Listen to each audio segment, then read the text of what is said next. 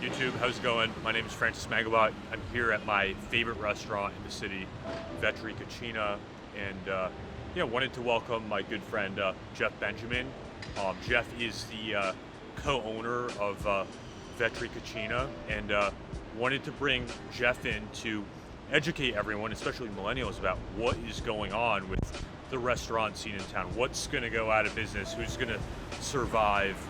Just get the in-depth A to Z knowledge from someone who is an expert and is the best here in the city. So Jeff, what would you say separates Vetri Cucina? I mean, I call it my best, my favorite restaurant in the city. But what separates this dining experience from everyone else? Well, thanks, Francis. First off, thanks for having me, and love that we're first time I've ever stood so far apart from someone who's interviewing. But, these are the times, and then we adapt. I don't necessarily like to tell people that we're better or are at a different plane. For you, we're the best restaurant, for instance, and for someone else, it may have been, it was okay. But our goal is to provide anyone who comes through this with the experience that they have come to expect, and even better, to deliver on a level that they have heard that we're at, that we know we can be at, and provide them with an experience that when they're leaving the door, they're starting to think about when their next arrival is. I need to recognize that you are here for you and your guest, companion, whatever you're dining here with. And the great restaurants can understand that they can deliver to a guy who's on a first date, to a couple who's celebrating their anniversary, to someone who's celebrating a promotion, to someone who just got into college, to even a couple who's coming directly from a bad thing, like a funeral or something. We need to understand those people and what experience they're looking for. So two questions, Jeff. What piece of advice would you give to the restaurant owner who is on the verge of closing the stores? How would they get back out of that, that hole that they're in, to get back in business and be able to provide for their employees and suppliers and all that? I mean, look, that's tough. And I'll be honest with you, we've been scrappy our whole lives. We fortunately didn't take on investors to start our careers, but that did mean we took on debt. So, don't get yourself saddled with debt. I will say that I think now more than, probably the first time in my professional career, I really think the government needs to play a role in this. There's a bill before Congress right now called the Restaurants Act that has huge bipartisan support. We just don't have a majority yet. If that passes, it's a game changer for these guys. It's a grant based on lost revenue that would really give a stronghold to those who are just on the cusp. You got to think about it. You'll hear a lot of opinions about PPP. Overall, it was a successful program. It was, you got to remember that when this first started, we were talking about a 2-month period of time. 15 days to slow the curve, and then... Yeah, so the fact that they released funds for an 8-week period, I don't fault them for that. The fact that they recognized that wasn't enough and came back and did a revision act, even better.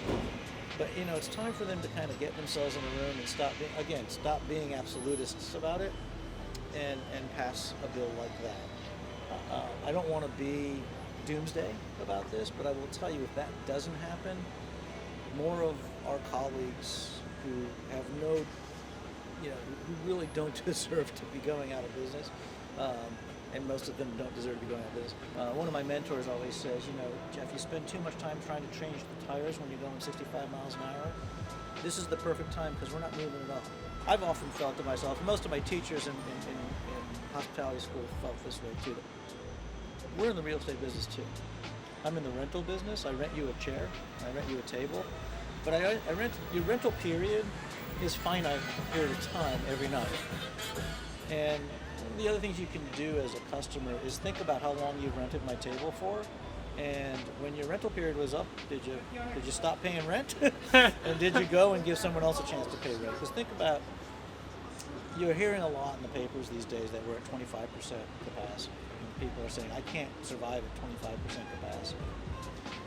If you elongate your time, so we open an hour earlier than we used to here at Vetri, if you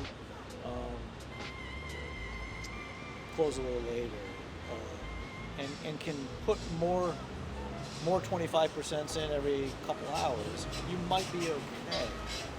But we are so adamant that our customers enjoy themselves that we're not big fans of walking over to them and saying, hey, time for you to leave. Right. But I'm hopeful that because of all the educational pieces being printed, that maybe the customer will be a little bit more aware of, hey, me not leaving and not spending any money while I'm still sitting here is causing them not to be able to get that minimum amount that 25% allows them. So, you picture your eat here, now we're at about, call it a total of 20 seats. If I could only serve 20 people a night, I'm going to lose.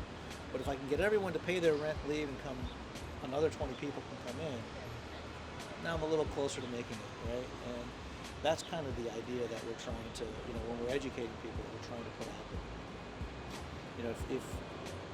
If you look at, and I don't want to be so dollars and cents about it, because again, as I started, this is it's about supporting and hospitality. helping you guys stay in business, Yeah. and I think, and it is a business, and so I hate to dumb it down to that you're just a cup of coffee to me or you're just a glass of wine. You're more than that. Our customers are very important to us, but at the end of the day, the only thing that allows me to give you that glass of wine or to put the meal on your table is because people do come and spend money here. Right. I do this because I love doing it, but I also have been able to monetize it. Speaking of which, I'm going to go book my next dinner here. Well, and I was do. fortunate to be able to dine here on the first On night that we opening night, reopened. absolutely. So, And it was comfortable, right? I mean, it was, I know I mean, you we had sat a great right time. between two plexiglass dividers, and you were still 6 feet apart from everybody. And we're going to keep doing it the way we're doing it, and we're abiding by the rules. And my goal is to one day welcome everybody who can and wants to come back up our steps. well, thanks for your time, Jeff, and Thank you. looking forward to coming back here more often. Looking forward to being able to shake your hand again one day. Yeah, cheers. Thank you.